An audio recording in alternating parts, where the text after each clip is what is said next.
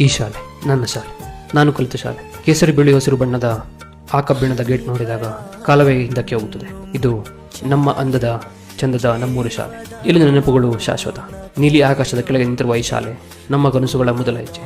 Cricket ಆಡಿದ ಆ ಮೈದಾನ ಇವತ್ತು ಜೀವಂತವಾಗಿದೆ. ನಾವು ಇಲ್ಲದಿದ್ದರೂ ಇನ್ನೂ ಹೊಸ ಕನಸುಗಳು ಅಲ್ಲಿ ಓಡುತ್ತಿದೆ. ಒಂದು ದಿನ ಮತ್ತೆ ನಾವು ಬಂದು ನಮ್ಮ ಹಳೆಯ ಸ್ನೇಹಿತರ ಜೊತೆ ಆಟವನ್ನು ಮತ್ತೆ ಆರಂಭಿಸುತ್ತೇವೆ.